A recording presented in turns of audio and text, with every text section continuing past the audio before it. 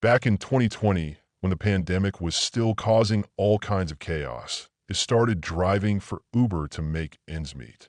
I was laid off from my retail job and needed quick income. The thing about ride-share gigs is you see all kinds of people, especially when you're working late nights like I was. There were awkward encounters, drunk passengers, weird conversations, but none of that compares to what happened one Friday night in October. It was a little after midnight, and I had just dropped someone off at a hotel near the outskirts off town. My app pings almost immediately with a new request. The pickup location was about 6 minutes away in front of a bowling alley that was part of a strip mall. Pretty standard stuff. The name on the ride said Derek. I accepted it and started heading over. The area was quiet when I arrived, just a few dim parking lot lights. No cars in sight, and the bowling alley looked closed. But there was a man standing alone under one of the lights, wearing a gray hoodie and jeans. He was tall, maybe 6 feet 2 inches, with his hands in his pockets, head down like he was looking at his shoes. As I pulled up, he looked at me, but didn't wave or move. I rolled down the window and said, "You, Derek?" He nodded slowly, walked over, and got in the back seat behind. I started the trip and asked him if destination in the app was correct, an address about 20 minutes away in a residential neighborhood I'd never been to. He said, "Yeah, that's right," in a quiet, calm voice. I remember thinking sounded a little off, not drunk or high, just sort of flat, emotionless, but I didn't think too hard about it at the time that I started driving and he didn't say anything for the next 5 or 6 minutes. I glanced at him in the rearview mirror now and then, and every time I looked, he was staring straight ahead. Not out the window or at his phone, just at the back of my head. I tried to break the silence by asking how his night was going. He paused, then said, "Just needed to get out of there." I asked out of where. He said, "Doesn't matter." So I didn't push it that we drove a while longer. About 15 minutes in, I realized we were getting closer to the destination, but the address was in a really isolated part off town. No street lights, big yards, and lots of trees. As we approached the address, he suddenly leaned forward and said, "Actually, can you pull into that driveway, right there?" He pointed to a house on the right. The house was dark, no lights on inside or out. It looked old and abandoned, honestly. It had an overgrown lawn and paint peeling on the siding. There was also no car in the driveway. I said, "Is this your place?" And he said, "Just pull in." He hesitated, but turned into the driveway. I stopped near the front of the house and put the car in park. He didn't get out. I looked back at him and said, "Everything all right?" He stared at the front door and said, "Wait here," and headed out and started walking toward the house. He didn't go to the front door. He walked around the side of the building and disappeared from view. I sat there for maybe 2 minutes trying to decide what to do. The ride was technically still going. I didn't want to drive off and get penalized, but he also felt like something wasn't right at him. Why get told me this guy wasn't just heading inside to grab something? Finally, I ended the trip manually. I marked it as complete and started to back out of the driveway. But before I could shift into reverse, I saw him walking back toward the car fast. His hands were empty, and he had this strange look on his face like he was angry or excited. I unlocked the doors because I didn't want to make it a confrontation, but something in me was screaming not to let him back in. He opened the rear door, got in, and said, "Take me to the other place." I asked what other place. He said, "Just drive. I'll tell you." I said, "You need to put it in the app." He didn't answer. He just stared at me in the mirror. I said again, "I can't take you anywhere unless you put it in the app." He didn't say a word. After a few seconds, he told me to drive to here. I picked him up. I didn't want Torg anymore, so I started heading back toward the strip mall. The whole way there, I felt this pressure in the car that he wasn't talking, but I could feel him watching me. The hairs on my arms were standing up. He was still staring at the back of my head. At one point, I tried to lighten the mood. I said, "Rough night." He replied, "You could say that." I asked if everything's all right, and he said, "Not yet." I didn't ask any more questions. When we got back to the strip mall, I parked under the same light where I picked him up, but before I could say anything, he leaned forward and asked, "You ever wonder how you're going to die?" I froze. I laughed awkwardly and said, "Not really something I think about." He didn't laugh. He just leaned back in his seat and, after a few seconds, he said, "I think about it all the time." Then he opened the door and got out without another word. He didn't close the door right away. He just stood there for a second, half in and half out of the car. Then he looked at me and said, "You picked the wrong guy up tonight." I shut the door and walked off into the darkness behind the bowling alley. I sat there for a minute, too shaken to move. Eventually, I drove home, constantly checking my mirrors. When I got home, I looked at the trip details again. Something was off. The name had changed. IT no longer said Derek. It was blank. No name, no profile picture, no trip history. It was like the ride never happened. I contacted Uber support to report it, but they told me the trip data was unavailable.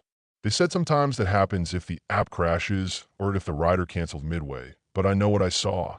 I know I completed the trip. I know the man got in and out of my car, and I know he said what he said. "You picked the wrong guy up tonight." I've never seen him again, and I hope I never do. But every time I get a ping in a dimly lit parking lot or have a silent passenger in the back seat, I remember that night. And I remember that feeling that something terrible could have happened. That maybe he changed his mind at the last second, or maybe he was never planning to do anything, just wanted to scare someone. But I still wonder what he meant and I've ever found the right car. This happened in 2021 when I was driving for Uber full-time. I live in a city that gets a lot of tourists, especially in the summer. So rideshare gigs can be decent money if you're consistent. I worked mostly nights, partly because I'm a night owl and partly because it's less traffic and better tips from drunk passengers coming back from bars. The night this happened, it was around 1:30 in the morning, a pretty normal Saturday night crowd. I had just dropped off a group of college kids who wouldn't stop yelling in the back of my car, so I was glad to get a request that looked quieter. The name said Chris, and the pickup location was a small side street just off downtown. The weird thing was the pin was in kind of an odd area, not near any bars or apartments, more like near the back lot of an old strip mall, but I figured maybe it was just a bad GPS marker. It happens sometimes. I drove over and saw a guy standing at the corner, hoodie on, jeans, staring down at his phone. I pulled up and said, "Chris." He nodded and got in the back without saying much. He didn't smell like alcohol or slur his words. He seemed sober and just really quiet. I didn't say hello, nor did he answer when I asked how his night was going. Some people just aren't talkers, so I didn't think much of it. I started the ride, and the drop-off was on the opposite side off town, 25 minutes away in a suburban neighborhood I'd been to maybe once or was before. The thing was, it was dark out there, like no streetlights in some areas, pretty isolated.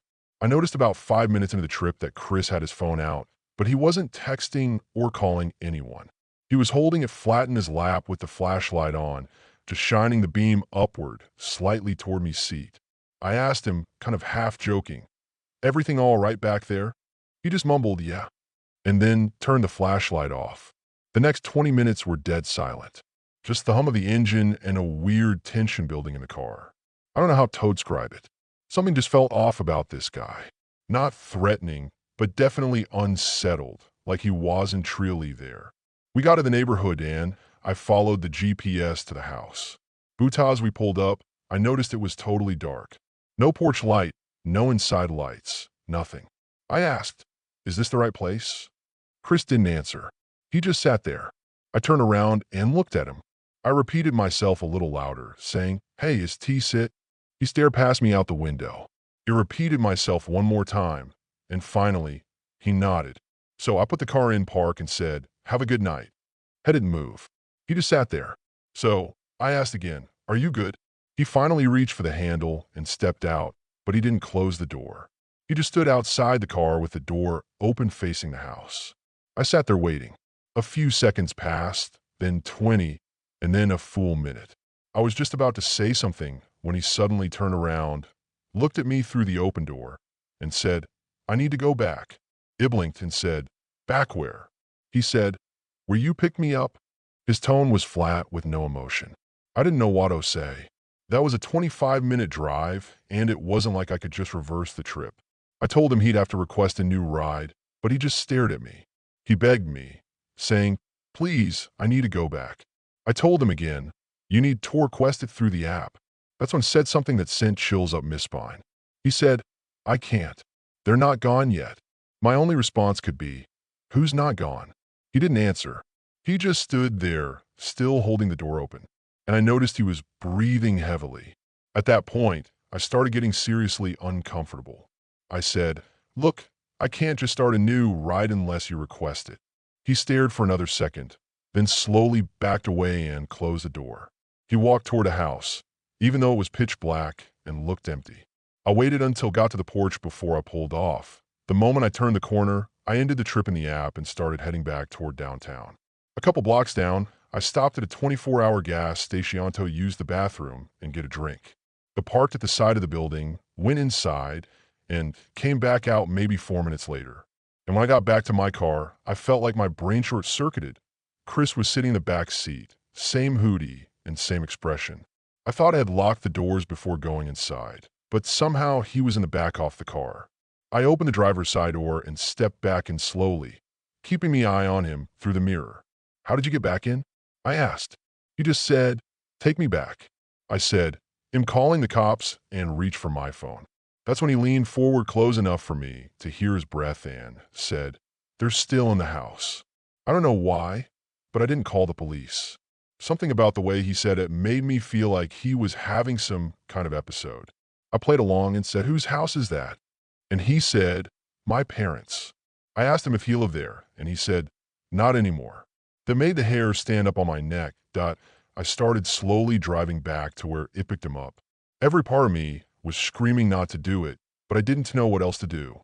As we got closer, he started breathing heavier. He was rocking slightly in the back seat. At tone point, he whispered, "They're still there. They won't leave no matter what Ito." When we pulled up to the house, there were still no lights, still no signs of anyone living there. He got out without saying anything and then walked up to the front door and stood there. I didn't knock or anything. He just stood still. I waited maybe 30 seconds, then pulled away again, making damn sure the doors were locked. I drove 3 blocks, parked under a streetlight, and sat there for 10 minutes trying to process what just happened. I debated calling cops, but what would I even say that a guy got into my car twice and said weird things? There was no crime technically, as far as I knew, so I just drove home and didn't sleep that night. The next day, I reported the ride to Uber, and honestly, I regretted not reporting this to the police because the man might have been sick and had needing help. I hope he didn't hurt anyone. Who knows if that house was even really his parents' house or if he actually was just having a manic.